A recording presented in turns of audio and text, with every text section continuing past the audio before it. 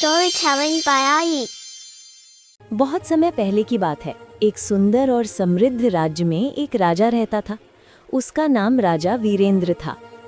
राजा वीरेंद्र बहुत शक्तिशाली था, लेकिन उसकी सबसे बड़ी कमी यह थी कि वो बहुत लालची था। उसे सोना, रत्न और कीमती चीज़ों का बेहद शौक था। वो अपने राज्य के लोगों की खुशी की परवाह नहीं करता था। राजा वीरेंद्र के महल में एक दिन अचानक एक रहस्यमय साधु आया। साधु ने राजा को एक जादुई आईना दिया। साधु ने कहा, हे राजा, ये आईना साधारण आईना नहीं है।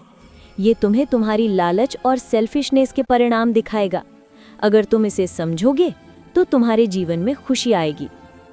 राजा वीरेंद्र ने आईने को देखा और पहले तो उसे मजाक लगा। उसने सोचा, ये सिर्फ आईना है, इससे क्या फर्क पड़ेगा। लेकिन उसकी जिज्ञासा बढ़ी और उसने आईने को अपने महल में रखा। अगले दिन जब राजा आईने में खुद को देखने बैठा तो उसे आईने में अपनी दुनिया अलग दिखी।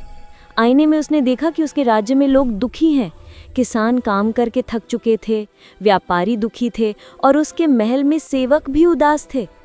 सब लोग दुखी थे क्योंकि राजा सब कुछ अपने लिए रखता था और किसी को भी खुश नहीं होने देता था। राजा ने आईने से पूछा, ये सब क्यों हो रहा है? आईने ने धीरे धीरे उत्तर दिया, तुम्हारी लालच के कारण लोग दुखी हैं। अगर तुम अपने धन और सुख दूसरों के साथ बांटो तो देखो क्या होगा। राजा ने अगले पल ही आईने में अपने राज्य की तस्वीर बदली हुई देखी। इस बार उसने देखा कि लोग खुश हैं। किसान खेत में हंसते हुए काम कर रहे हैं, बच्चे खेल रहे हैं, व्यापारी व्यापार कर रहे हैं और लोग राजा से प्यार कर रहे हैं।